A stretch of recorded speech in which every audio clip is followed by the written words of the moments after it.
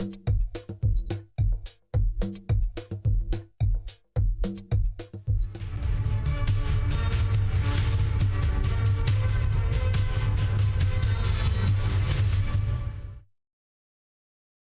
viewers, we are taking you straight to the live coverage of the New Era Conservationist press launch, an event with music and poetry currently taking place at the Green Talk Gardens. It's all about securing natural freedom for all wild animals. Let's head there and catch the live event as it unfolds. Greetings! Greetings, salam, to all those who are joining us to celebrate this new era conservationist whose commitment in freeing animals from captivity has not only touched the world, but has also brought many souls together in recognizing our dedication in upholding the emancipation of wild animals from man-made cages. Thank you. Now to start us off, let us get some great music from none other than K-Nomics.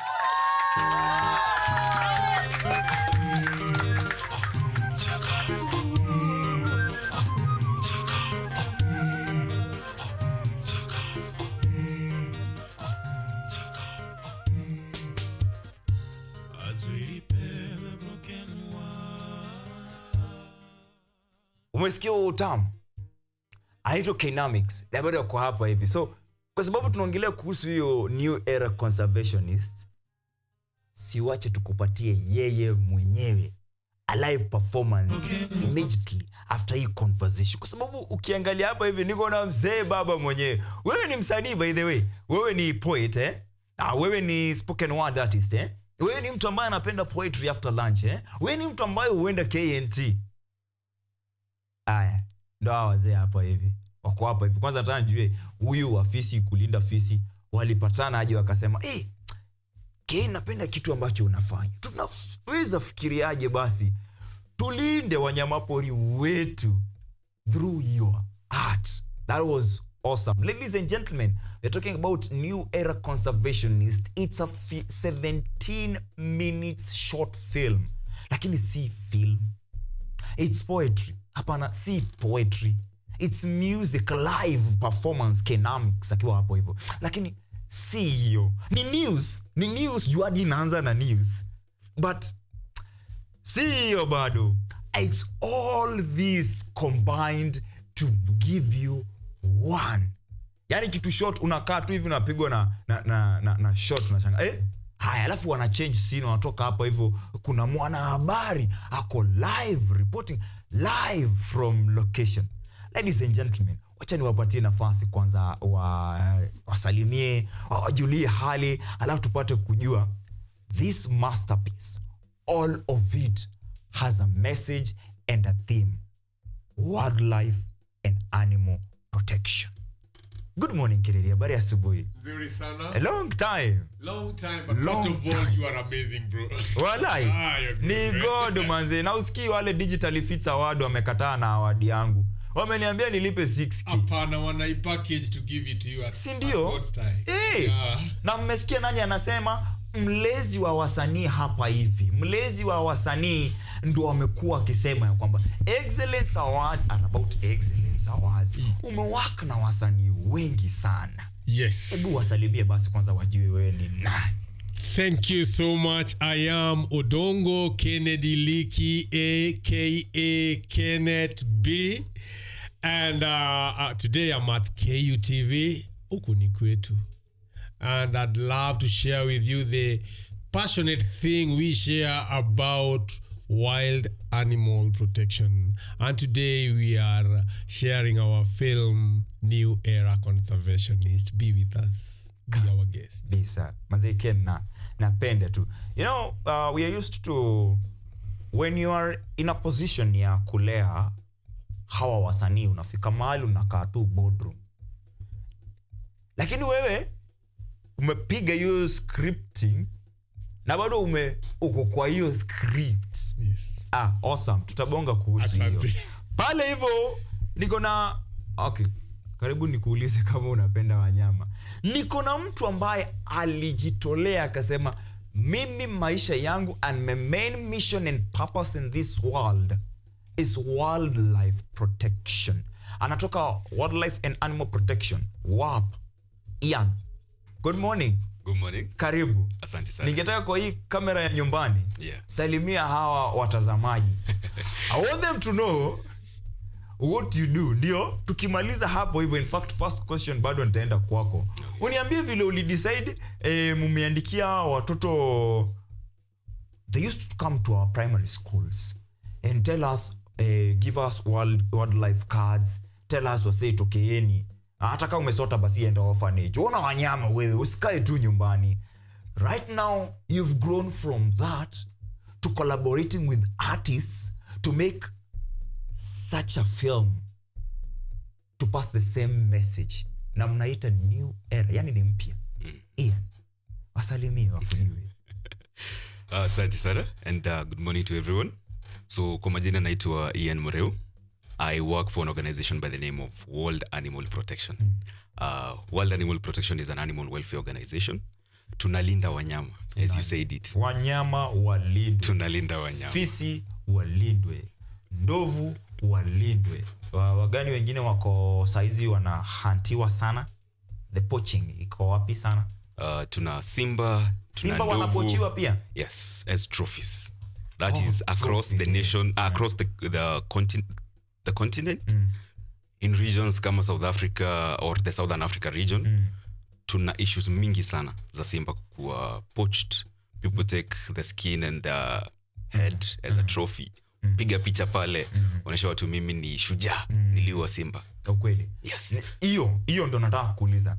Hata wacha trophy hunting in that design. When growing up, I used to hear about a community that during initiation, uwe simba ndo ukwe mwanaume. You're saying kitu kama hicho bado kiko?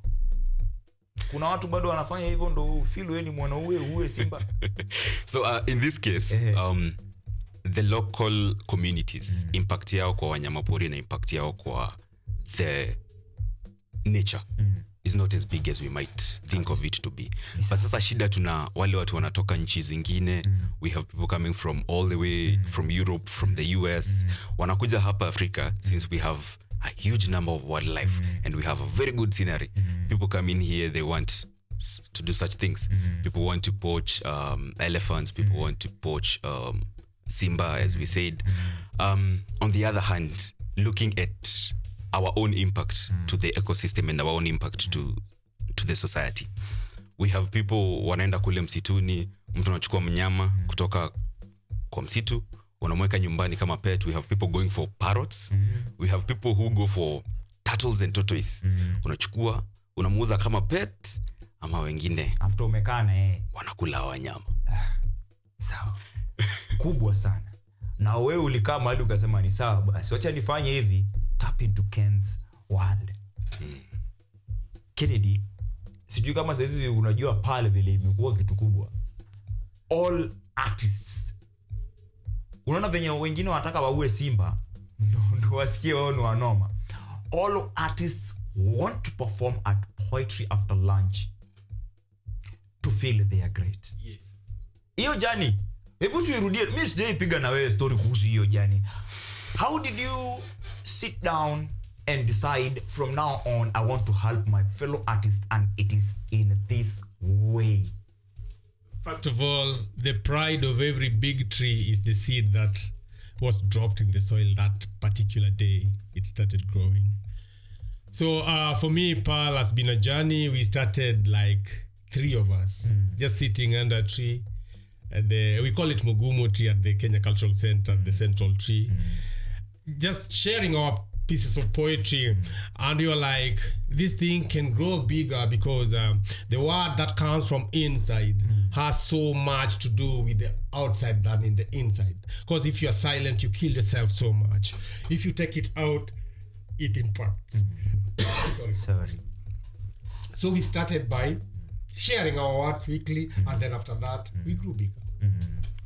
Yeah. Napenda. So right now, kama umekuwa ukitazama art and culture, vipindi ambavyo vimekuwa yuzi, hasa vipindi ambavyo we've had Richard hosting. You've seen artists from as far as Embu, others sijui kutoka wapi, and all these people have been talking about poetry after lunch. This is the foundation. Na walikuwa watatu wakakaa chini wakasema tunafaa kusaidia wasanii wengine. What's the process like ya kukam kujoin PAL na kuwa part of artists wa poetry after lunch? The process is as easy as coming every Thursday in your sober mind, not drunk, in your whole mind, and just joining us. We share the free lunch, given supported by Hare Krishna, and then after that we share the words. It's as free as such, supported by the government of Kenya, and that is the whole thing we celebrate about our government. Government support, of course, yes. Kuna mahali kai ina work, you won't occupy everywhere, guys. Kuna mahali dabidi, you know what tunasema, give the devil his due.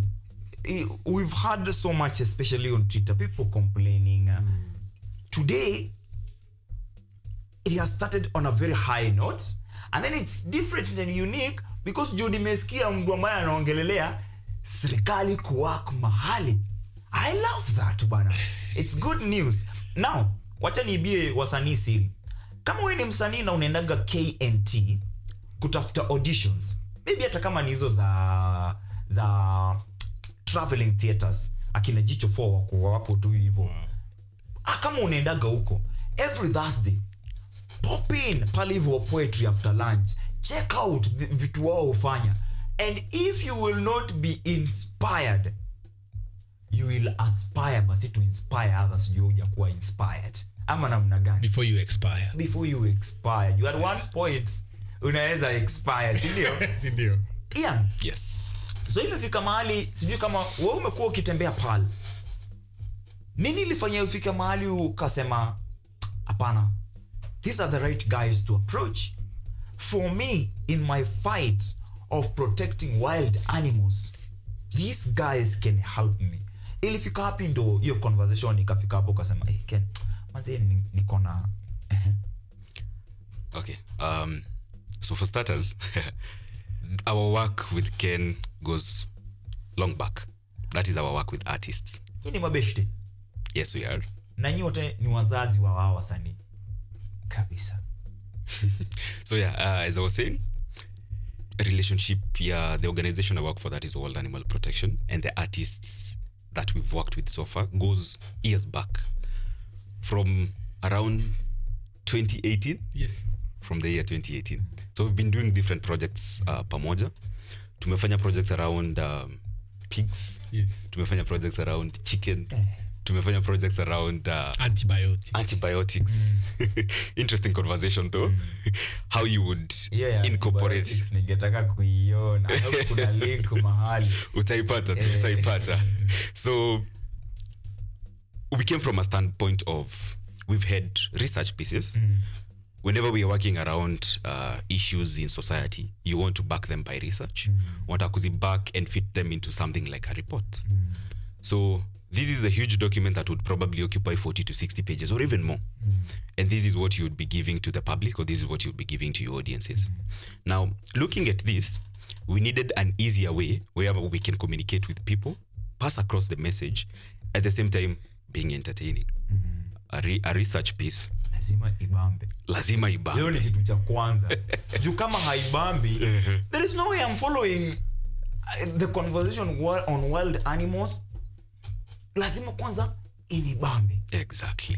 You scripted this. Yes. What was going on in your mind? Ndo useme you want to do. Na ngoja. Pia, how long did it take? Nimeuliza maswali mengi, lakini yote mawili ni makubwa sana. I think it took 8 months working on this, because we had a co-creation workshop first to keep the relevance going. Organized by World Animal Protection Africa at Westlands. That is when I brought the poets together, the musicians together. Lazima ungeongeza at Westlands. But you know, so I brought the poets together, the artists, and then we had to be given the right direction to write towards, because you cannot just wake up and write, maybe you are going against what the organization is trying to push. So we had to do the co-creation workshop, get the facts right, then go for a retreat, and then develop the lyrics, call ourselves together, now listen to one another, and then leave the driver with the work to arrange the whole thing. And that is what I did now, coming up with the whole arrangement of how it's supposed to be, how it's supposed to be catchy and entertaining, bringing Steph, our presenter, all those facts now I had to generate that quick enough so that it really runs right with the whole community, or the entertainees and edutainees. Yes. Maze, you're talking about quick and doing that quick, and it has taken 8 months. 8 months. Guys, even if you have not watched that short film, I'd like, as unasikiza hapa hivi, utafute way ya ku make sure una watch. So you decide unataka kila msanii akulie kwa hii sahani. Kila mtu. You have a news anchor. You have a news reporter. You have a government spokesperson. Yes. You have yourself pale. I have myself as an MC. As a reggae artist. As a reggae artist. Na sasa uko na kina. We have the audience. Na audience. Yes. Na kuna jamaa mwingine nimecheki. I wasn't watching that thing alone. I was watching that with my friend. Na sisi tukitokea kwa events, sisi you shoot. So ye jamaa alikuwa ni utamsingle out juu akona kasimu pale hivyo mazee. At some point kaliisha moto. That was so amazing. Yes. Now, wamesema wanataka kuongelea kuhusu this poet saving an elephant. Naona hadi poster mmekataa kuweka sura zenyu. Mmesema ni hawa wanyama ambao tuna protect. The subject ikuwe hapo hivyo. What is going on in your mind? No discuss useme nataka tuongelele hawa wanyama pori in this way. Ama what role did you take hapo hivyo yan? So in this scenario, we wanted to center the messaging around our core work. We do a lot of things that are geared towards the protection of animals. As I said, animal welfare. Lakini on the other hand, which is something that is key to note, these animals are critical to the way we live and to our ecosystem. Ukiangalia mnyama leo hii ana impact kwa maisha yako. Whether it's a lion, whether it's an elephant, whether it's the tiniest of animals that is out there in the world. When we come to talk about our ecosystem and how our planet looks, we cannot ignore their problems when we are trying to solve our problems. A lot does cut across when it comes to things like diseases, when it comes to contribution to the ecosystem. Sisi water, we all play a key role to this. So when you see us putting mnyama hapo, doesn't mean we're ignoring human beings. Yeah. We are not ignoring our vegetation, our plantation out there. We're all looking at it from a multifaceted way.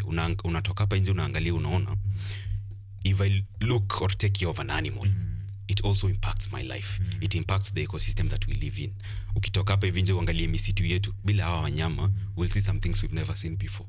When it comes to, we can look at things like fertilization. That is manure for these plantations and vegetations that we see out here. Sometimes these animals are neglected to a level that unaona tu ni mnyama tu. But the role that they play is very critical to our thriving as a society and exactly as a planet. So utapata pale kwa poster tumeweka mnyama, that is keeping it as our focus is on the animals, but we're not neglecting all these other angles. Exactly. Tunza punda kutunze. Exactly. Saizi ndio tuko hata wild animals manze, they can help us so much. Yes. If we could just agree sisi sote tushikane mikono and tuwatunze, then the world would be a better place. Ken, yes. Katika fani hii ya utangazaji na wanahabari, huwa tuko kila mtu kuna kitu anapenda, na kuna mahali atajikita. You'll want to acknowledge something that you love more than si ati hizi zingine unachukia, but what you love most. you'll want to be identified somewhere. For example, when it comes to journalism, there are those who are political journalists, there are those who are business journalists, whether focus wamepungua baridi manyunyu kaskazini wamepungua. But sasa, when you are doing the casting for New Era Conservation, what kind of, obviously ulikuwa unatafuta artists, ulikuwa unatafuta wale artists wanapenda wanyama, ama what was the process of casting like? Who are your ideal actors for this project? Like you've just said, kama ni journalist wa mtu anapenda what to do, and that is normal with life. Kuna place ukipanda maize haitagrow, kuna place ukipanda coconut haitagrow, but the bottom line is that they have life in them, and the core thing is that life. So I was looking for life in all these artists, and then plant them in a garden where they can all thrive. So I was not only looking at artists who have the love for animals in themselves, because after all we are all animals. So kuna vile unaweza hate animal and you are an animal. It's only very good. So so I was looking into authenticity, like Iso Steph, the opening girl, the opener, very authentic. K-Namix, very authentic. Kenneth B, very there. Very authentic. Priest, the poet, who is now the New Era Conservationist we are celebrating in this particular film. Very authentic. Lucy, the government representative, very authentic. If you check out the in poet, Frenzy the poet, very the audience, very authentic. Wild Animal Protection Africa, where the video is, the YouTube page, very authentic. So what did I miss? Where did I blunder? Nowhere. I love it manze. Hadi unamaliza na shanga sasa nini naweza ongeza hapo hivi. Inaisha. Ian. Yes. At World Animal Protection Africa, you've done a lot of projects before the New Era Conservation. What other projects have you done, and how can people join you? Ama lazima wapitie pale ndo ndio milango ya connection pia iko na kitu inaitwa bureaucracy. You cannot get Ian kama hujapata Ken. You must get Ken for you to get Ian. What other projects have you been doing at WAP? Okay, so World Animal Protection over the years has been involved kwa projects mingi sana, from dealing with animals in the community, animals in disasters. That is whereby we've done work around vaccinations. That is for dogs, vaccination for other animals, animals that are in disasters. Whenever there is a drought, whenever there are things like floods, we used to get involved at such bits of work. But with just like a growing organism, an organization has to evolve at some point.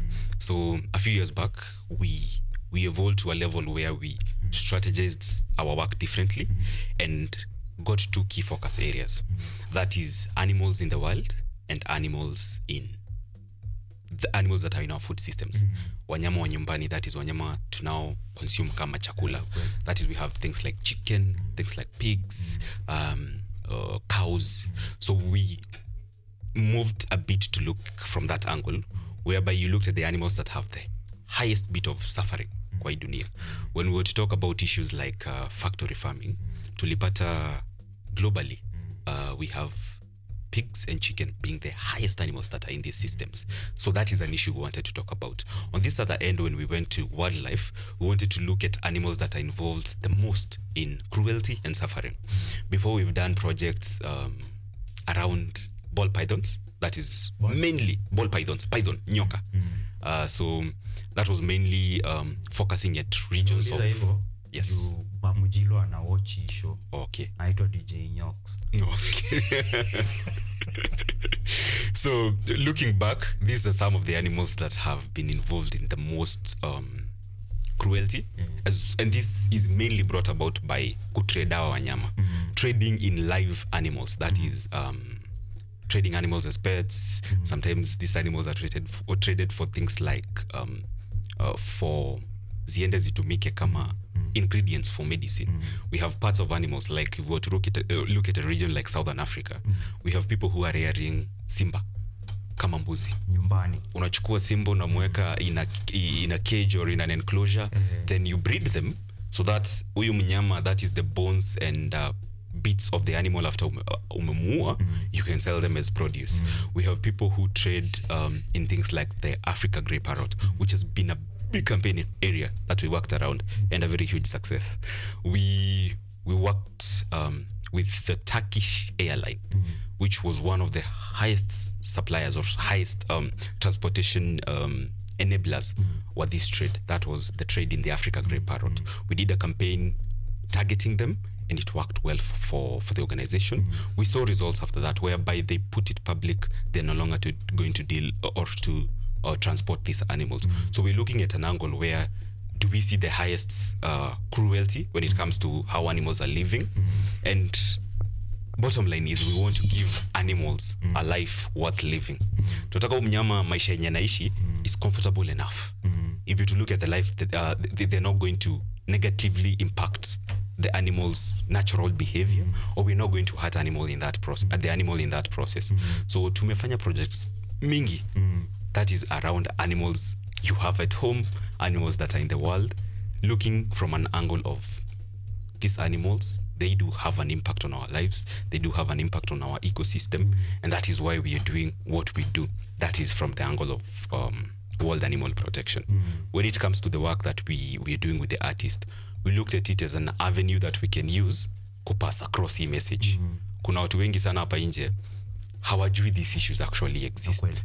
Lakini huyo mtu akisikia Kinamics pale ametupigia tune moja ya guitar, ana pull attention and they start to listen to that. So how do you bring in that message we pass across in an entertaining and a simple way? Manze napenda. You know, it's not like these people hate wild animals so much. It's just that they've not come across someone who is interestingly giving them information about wildlife and how to do wildlife protection. For example, mtu akiwatch New Era Conservationist, which is the short film that we're talking about sahi, it talks about protecting the wild animals. Atapata motisha wa kujiuliza, and what have I been doing? Ikiwa kwa hii movie everyone is taking part, anaongelea kuhusu wildlife and wild animal protection. What have I been doing? Isikata mimi ni mechanic, but what can I do in this capacity to help these wild animals ndo watusaidie? Wewe kama msanii, we all know that art is a reflection or a mirror of our society. Sauti na kioo kwa jamii. Miaka fulani hapo hivyo, mbwa alimsaidia mtoto mkubwa saizi na anapenda mbwa. We've also had cases zenye dolphins wamesaidia binadamu from drowning situations huko kwa oceans and all that, meaning hawa watu wanaweza tusaidia. When you are casting, ndio useme unataka kuongelelea this poet mwenye alisave an endangered baby elephant. Ulikuwa unafikiria nini saa hizo ndio useme I think this is the story? One thing true about artists is that they have an active living being inside them. And once you hear like Priest the poet, who is now the main character, when I met Priest in Nakuru, we were doing some audition. And the first time I saw him, I told him, on stage, I told him the audition is over. I'm done with what I'm looking for. I've found you. Because of that authenticity which I talked about. And those are the vital elements that when you're casting, you should check into someone. Can you see the life in this person? Is this artist an actor also? Can he dramatize? Can he bring to life the feeling that is worthwhile driving this course? And I found that in all of them. And that is the best thing I've ever enjoyed in my life when I sit down watching the film. I loved it. Kuna hadi mwanadada pale hivyo who is living with albinism. She did an awesome work kwanza on stage. And I got to me thinking, watu walitolewa wapi? perfect inclusivity. Perfect. Yani, she did a wonderful job. A great vocalist together with Purity. Kate, you're talking about Kate and Purity, the backup vocalist. And we worked through time, and it was just juice, brother. Kuna mwenye anauliza kama hii kitu itakuwa ikifanyika live. We'll be telling you about that and where they will be doing the screenings. Because the reason I'm saying this, it's like for those of us who are artists too, you can tell like the sound is too good. Ilifanyika kwa studio kama muziki, mlirecord kama muziki ndo muingie, ama ilikuwa inafanyika live? Because the sound, you are truly a professional. Really? You are, bro. You are good, man. You're good, man. It had to be done professionally. It's hard. So that we attain that kind of quality, global quality, international quality, holistic quality. We had to go deep and do segmental production. Your speech, but only spoken word piece. The speech ya huyu jamaa mwenye ndo government representative. Yes. It's still a spoken word. Yeah, Lucy. That's still spoken word. And even the frenzy, the journalist. Yeah. It's still spoken word. It's still spoken word. And even the new era conservationists, it's still spoken word. And now K-Nomics alongside Kenneth B, the Rastaman, the balded Rastaman, now brings the music to bring the musicability, if that word exists in the whole production. Nikuulize, if K-Nomics atakuchezea guitar before aingie mambo yake, unaweza piga kadini kadogo? If he gets the chords right, I cannot bring Discord. Wacha nikuambie kitu. Maybe saizi ndio umefungulia TV. We're talking about New Era Conservationists. It's a 17 minutes short film na imejaa hizi vitu zote.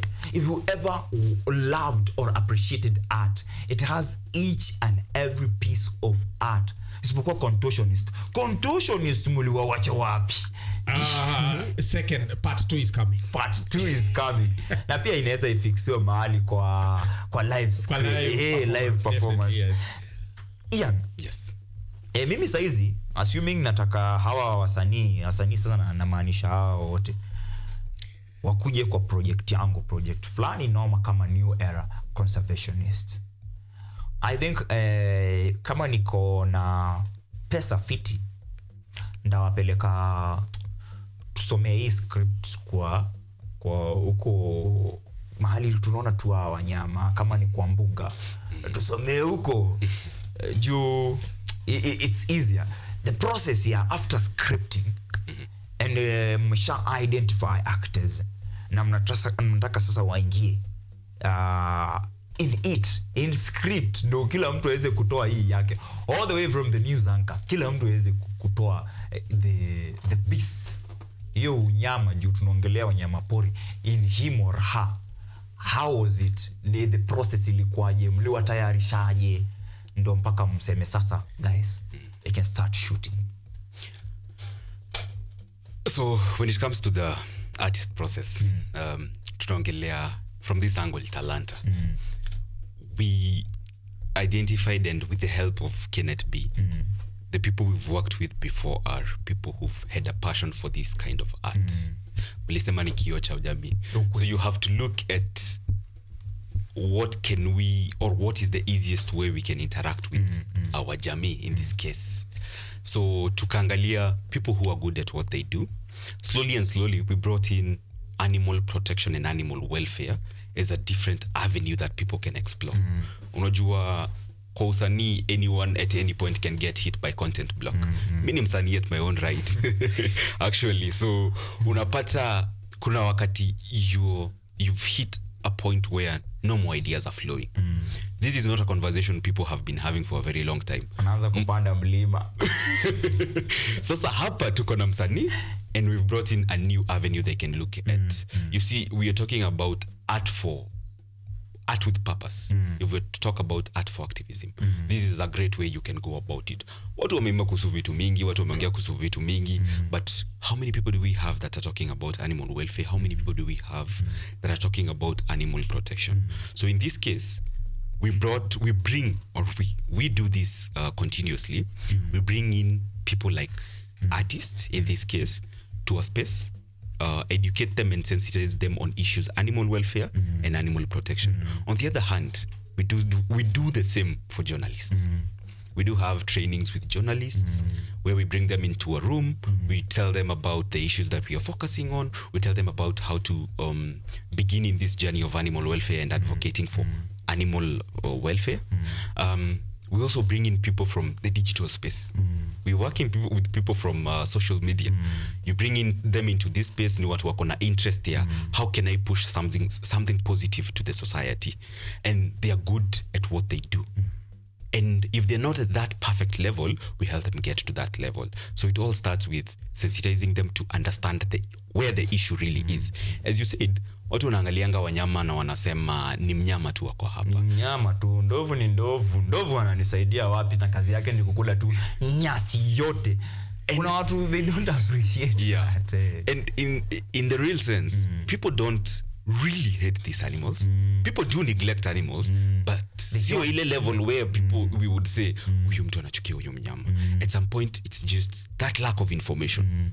They are not at that level whereby we can say the awareness on issues around animal welfare and issues around protecting animals has gotten to that point where it's at peak.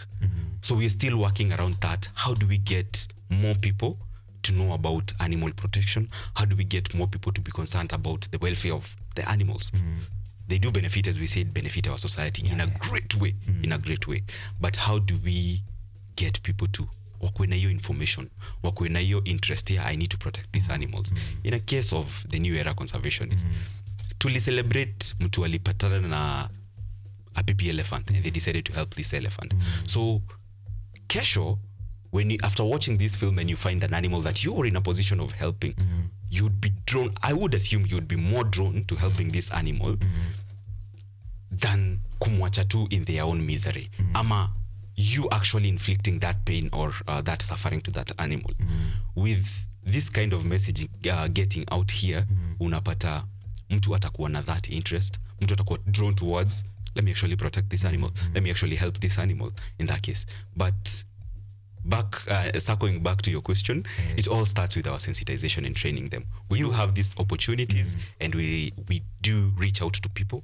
We tell them we have this and this. Can you join us? We will tell you more about what we do and more about issues around animal welfare. You ensure that you empowered everyone in this cast process or in the project. Unajua cast sometimes watu wanaweza chukulia ni wenye walionekana. Wanasahau kuna wase walishoot kitu. Kuna watu waliedit kitu. And that footage manze kuingia ikae 17 minutes, it's a lot of work. So you empower them by sensitizing them on the information that you want to sensitize the masses with. Exactly. Wajue zaidi as wanajulisha wengine. That's awesome. Can it be? Utapata hapa Kenya, we are trying to discourage people maybe from adopting hawa wanyama wajiekee nyumbani. Mtu atataka ajiekee simba, akikaakaa auwe huyu simba ndo auze the bones, the skin, the mane, vitu kama hizo, si ndio? But in another country, the relationship between human beings and these wild animals has worked, others so perfectly. I've been to Thailand where they use elephants kuwasaidia in transportation, kulima na pia fighting. If you watched Ojwang na watu kama hao wakiwa pale hivyo. Sisi wa Africa, will we ever reach such a point? Ama what's the end goal? We are talking about new era conservation. And leo nitasema manze nimefurahi sana na what new era conservationists are doing, and there's somewhere kuna endanger the animal and I can help. Sijui nimchukue nimweke. Tutawaifika mahali tuanze kuona hawa wanyama for who they are, tuanze kuishi na wao wengine tu domesticate ikiwezekana, but not for the purpose ya watusaidie venye tunataka watupate mtu anakama ndovu, anataka kupika chai na hayo maziwa. Hiyo kitu haiwezekani ama tuwezi hitaji, but tutawaifika hiyo level that we are seeing these animals hivi.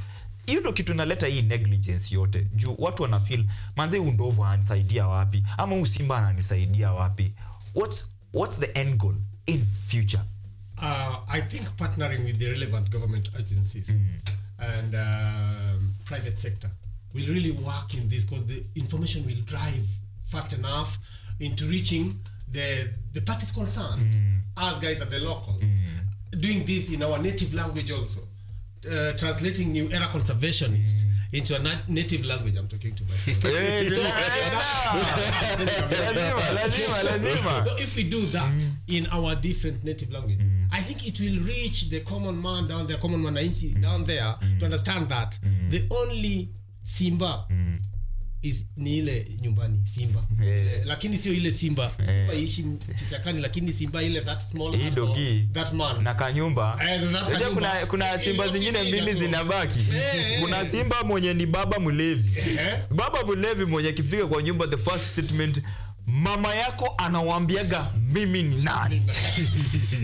Huyo ni simba. Na kuna huyu simba mwingine dogi. Simba. Na kuna hii simba nyingine yenye sasa baba jadong uishi.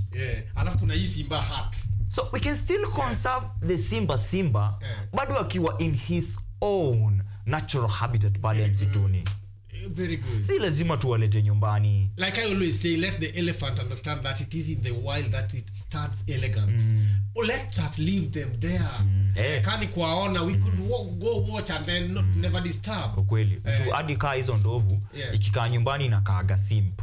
So kuna vile zika ndovu.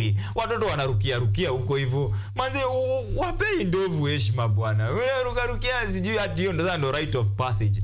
Wacha mnyama akae mahali anakuwa mnyama. Si ndio? Mungu alikuwa anajua huyu ndovu akiwa in this natural habitat, hapo ndo ako fresh. Same case to simba and all that. So umepeana point fiti sana that. It's imagine animals cry when their fellow animals die. Is it true? It's they cry. True. They gather around and cry. They mourn. It means they have emotions just like us. So why would you want somebody to take you from your house and take you to the wilderness to live in the forest, a human being? It's the same way taking an animal from there and bringing to a homestead to live there. Ukweli. These are essential beings. Mdosi, unajua ni mdosi saizi. We've talked about 47 different languages and communities in Kenya. Sheng si lazima muwafanyie, because I feel the short film yenye ikikuwa screened, mkipanga venye itascreeniwa ama live performances, hapo hivyo language can be twisted. But for you to have maybe Akikuyu, unajua tuko art and culture, so lazima tuongelee hizi culture zote. Lazima kutakuwa na Wakikuyu, watu wa pwani watahitaji yao, na kuongelea sana hao wanyama huko hivyo. The translation, hiyo project itakuwa big sana. Hii project inafaa iwalishe hata 10 years, next 10 years, the same project, New Era Conservation. Hata ito New Era Conservation Pro Max. Na iendelee hivyo, si ndio? Because the conversation is too huge. Na I know we still have economics to perform today, so we have to make sure that we are winding up on this conversation so that we can bring him on set na atuambie kama atakuchezea reggae kiasi manze, because whether we like it or not, no one can stop reggae. Abua fire walike katika wachana na hiyo ya YouTube. Hata mimi niko, hata mtu akiwatch, by the way, if you watch New Era Conservationists, you'll want to see what they can do live. So Ian, tuambie about the performances zingine apart from hiyo zenye zitafanyika na mahali zitafanyika, ndio nirudi kwa Kenneth B. Yeye ndiye baba pale hivyo, atu welcome na atuambie mahali tunaweza pata ticket. Okay. Just before I do that, if you allow me, I'd like to build up on something Ken alisema. When Ken talked about mnyama kulia, it builds up on an issue we call sentience. Sentience. Nani anaandika? Sentience. Sentience is the ability to feel, the ability to have feelings. Happy, sad, being in that emotional state. Ukiona mnyama analia, that's confirmation of sentience. Ukiona mnyama ana furaha, when you see that dog approach you and starts wagging its tail, it's trying to communicate something, it's showing something. Emotions come out of in such a way. The other thing I like to build up on you asked a question around if as a society tutafika mali watu wanaangalia wanyama at that level. Looking back, and this, I know many people would want or would make it controversial, but as an African society, we've always had a good relationship with animals. Until we started encroaching their spaces, then things started going south. Over the years, we even have communities that are known to specifically protect a certain animal. There are communities unaenda unapata wanaitanishwa na mnyama fulani. There you will find communities from a clan that's more concerned about the cheetah, the leopard, some about the monkey, about the lion. So this is something that has been there in the African society. But with time, we've gotten to that level where we no longer care about who we were in the relationships that we had, and now started looking at animals as a commodity, which is where we start to go wrong. Huyu mnyama is not a commodity. If we were to look at it as a nation, these animals do bring in income for the country when we look at things like tourism. But the problem comes in when we start bringing, as Ken said, huyo mnyama unamleta kwa nyumba, unamleta in a certain enclosure where it's not their natural habitat. And that's where we start. Do you feel like sisi kama binadamu greed ndo imetufikisha hapo? Because kama hivyo venye umesema, hizo days za kitambo, some of these animals were still like gods. Na utapata hata mtoto akizaliwa akuwe na character fulani, haitwa jogu. Mwingine anakuwa mzuri sana, amejaza ni haitwa simba. Mwingine anamuita mboji. Siku hizi watu wamechange bana. Wanataka mtoto akizaliwa aitwe Fidel Castro, Obama, sijui nani. Tunaanza kudunisha simba. Exactly. Na ni kwa nini? Ndio nauliza hapo hivyo. Do you think we've become so greedy that tunataka tuingie space yao? Wao na wao ni wanyama. At the end of it all ni wanyama. So kama defense yao ni kukula mtu, utasikia so and so waliuliwa na simba, so and so, unaona? Juu utapata hadi huku ambako utasikia ndovu wameharibu mashamba ya wenyewe, utapata hayo mashamba yako in close contact na pori fulani. Ama vitu kama hivyo. Are we so much or too greedy? At some level, I will say yes. Human beings have become greedy. Unaogopa kuakizi. No, it's very true. And at some level, we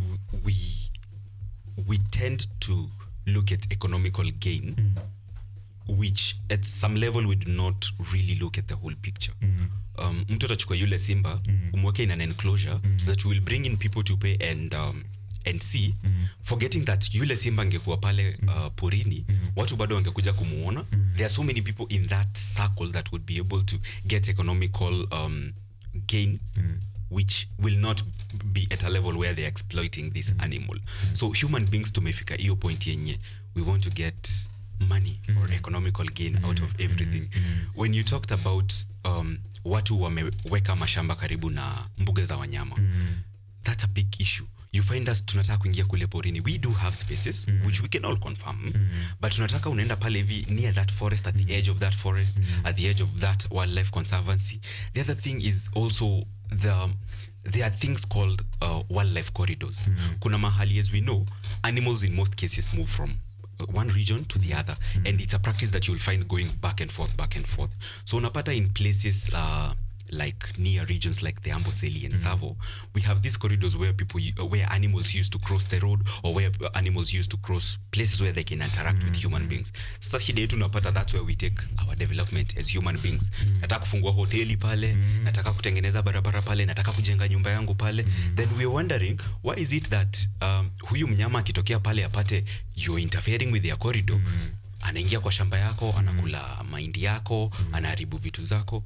That is us getting to that point where we've encroached their spaces. It's a big issue that we can talk about for a very long time. There are people who really don't see it as it is, but at some level we have gotten into their spaces. We have umeenda mbali sana. Unaona hapa Kitengela? Yes. Siku hizi naona kama hadi next MCA wakichagua na kutakuwa na public participation, itabidi wameita simba na monkeys there. Unapatana tu na simba 3 PM kwa kwa CCTV alikuwa hapo ni Rongai bado ni Kajiado Rongai Rongai na vile ni mbali yani hao watu walikuja Nairobi Kajiado tuishie ni Rongai 2 hours unafika huko unapata Simba Lake alafu tuko kwa era yenye kuna vijana ambao wamesoma sana ndio maana nasema New Era Conservationists will do wonders. You know why? Juu imekuja at a time yenye Africans, hata nisiende Africans juu sijui Nigeria kama wako formed kasisi, but hapa Kenya since 203 watu ambao hawamalizi form 4 it's a very thin percentage. So these people are aware, they know, ni vile tu hii information hawajataka kuinini, si ndio? Inamaanisha the future is so bright. True. Guys, upande mwingine papa hapa katika Art and Culture Monday, I'm seeing Kenamix getting ready for a performance. Let me tell you something. Hiyo performance yenye atapiga bado iko na lives. Na hizo ndio nataka Kenneth B. Utukaribishe, utuambie ni lini na wapi na saa ngapi na vile tunahakikisha kwamba hatuko nje ya hiyo hesabu ya kufika. So that as tunamaliza hapo hivyo we prepare him. We have a private launch coming up on the 1st, and this will be it's invites only. You are invited though. And after that we'll be having a public performance, free concerts. We are planning with my boss here, and I know it will work right. Siukule pause. Okay. There is a free public performance. And if you think maybe mimi nadanganya, Kenneth B ndiye amesema. Yes. Na mkubwa wake yako hapa hivi. Yes. So it must happen. It must happen. Tuendelee sasa. After the private launch in the 1st, now this is for everyone who will come just for the love of animals, and it will be a big celebration. We'll join hands with our bosses down there, Madam Lucy Wanjiku, Madam Edith, everyone, certainly. So everyone will be there just to help this new generation youth artists celebrate it in a big style, open for everyone. So 1st of August we have a private a private launch, a private screening launch. So hiyo tunapeana venue ama hiyo ni yetu. Hiyo ni yetu. Please nitawaambia the experience so that wajui. Ndio. Nataka nikimaliza hii show kwanza nene nikahype. I've not had enough time ya kuhype that short film, but imenibamba sana. Jana ndo nimewatch fiti. So lazima ni hype kwa at least hata my friends waget kuona nini hii. Na umewaambia pale wanaweza iwatch? Wewe mwenyewe umewaambia pale wanaweza iwatch? Afanya aje? Hizo bado ndo part of vitu zenyewe. Kwa hiyo kukukaribisha ulikuwa uambie. Hebu waambie mahali wanaipata. Hiyo acha ni boss wangu aseme. Wewe boss ndio usikatae mambo ya hii project kwa nini? Peana hiyo. Alafu tupe pia social media handles zako mahali tunakupata. If anyone is interested in joining Wild Animals Protection, vile anaweza kupata. Tunataka tuingie performance sasa. Okay, perfect. So as we wrap up, the video is live on our YouTube channel, that is Wild Animal Protection Africa. Ingia pale kwenye YouTube, type in Wild Animal Protection Africa, and on the videos you will see it. It's among the the very top videos. Utaona New Era Conservationist pale. Drop that like, drop that comment, and we will keep this conversation going. When it comes to our social media platform, you can find us on Twitter, now known as X. You will find us at Move the World AF for Africa, or just type in World Animal Protection Africa. You can also find us on Facebook, same World Animal Protection Africa. You can get to interact with us on our website as well, that is World Animal Protection, www.worldanimalprotection.co.ke. Pale utapata communication channels such as an email whereby you can reach out to World Animal Protection. Thank you. Nyama huwa ni tamu ukiwacha unyama dhidi ya wanyama. So enjoy your meat, but know where it comes from. Ask before you eat. I'm Kenneth B. Kenneth B everywhere. Just Google and you'll find me. Thank you.